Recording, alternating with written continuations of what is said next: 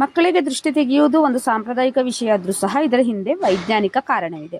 ಈ ಥರ ನೀವು ಸಾಸಿವೆ, ಕಲ್ಲುಪ್ಪು ಮತ್ತು ಮೆಣಸಿನಕಾಯಿ ಅಂದರೆ ಒಣಮೆಣಸಿನಕಾಯಿ ತೊಟ್ಟು ಮತ್ತು ಬೆಳ್ಳುಳ್ಳಿ ಸಿಪ್ಪೆ ಇವು 4 ಕೈಯಲ್ಲಿ ಮುಷ್ಟಿಯಾಗಿ ಹಿಡಿದುಕೊಂಡು ಸಾಯಂಕಾಲದ ಸಮಯದಲ್ಲಿ ಮಗುವಿಗೆ 3 ಬಾರಿ ತಲೆಗೆ ಸುಳಿದು ಬಿಸಿ ನೀರಿನ ಒಲೆಗೆ ತೆಗೆದುಕೊಂಡು ಹೋಗಿ ಈ ಥರ ಹಾಕಿ ಅಲ್ಲಿದ್ದ ಮಸಿಯನ್ನು ಕೈ ಬೆರಳಿನಲ್ಲಿ ಸ್ವಲ್ಪ ತೆಗೆದುಕೊಂಡು ಬಂದು ಮಗುವಿನ ಮುಖಕ್ಕೆ ಹಾಕಬೇಕು.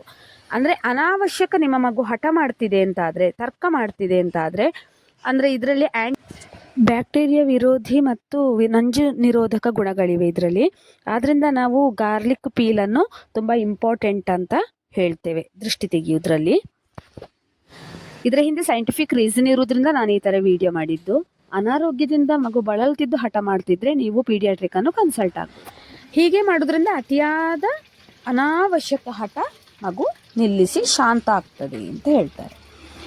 ಹಾಗೆ ಸಂಜೆ ಹೊತ್ತಲ್ಲಿ ಮಕ್ಕಳು ಶಾಂತವಾಗಿ ಇರ್ತಾರೆ.